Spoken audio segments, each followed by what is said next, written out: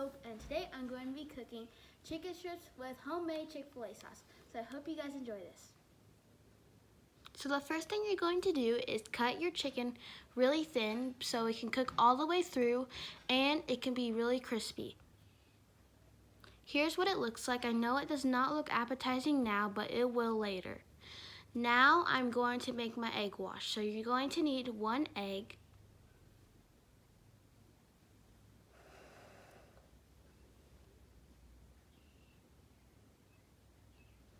after you crack your egg, mix it with a fork or any utensil and make sure you mix it really good.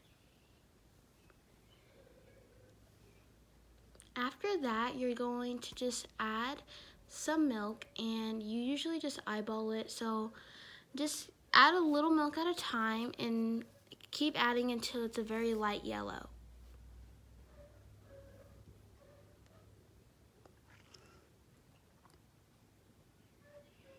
Now I'm adding my seasonings. I'm adding some pepper and some salt and my favorite smoky and sweet rub for chicken and a little bit of some garlic seasoning. You can add any seasoning you want, or you don't have to add any. I accidentally added a little too much, but it still turned out good at the end. But like I said, you don't have to add any seasoning, and you can add whatever seasoning you want. Now I have my breadcrumbs, egg wash, and flour, and I replaced my plate with a cutting board. My cutting board with a plate, because you have to wash your cutting board right away since you cut raw meat on it. So now, once your chicken has soaked in the egg wash for about 1 to 2 minutes, you're going to take one out and flip it on both sides to make sure the flour is on all over. And then you're going to dip it in the egg wash again. And then you're going to dip it in the breadcrumbs. And after this, you're just going to put it on a plate so it can be ready to cook, and I'll be back when I get it all done. Now I'm disinfecting my counter, and now I'm going to light my pan and make sure it is on low heat, because if you put it on high heat, then it will cook the outside, and then the outside would be overcooked when the inside has not even been cooked yet. So make sure it's on low heat and put enough oil to where it covers the pan.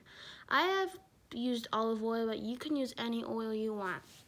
After the oil heats up, then you put your chicken one by one on the pan, and make sure you don't throw it or anything because oil will splash on you.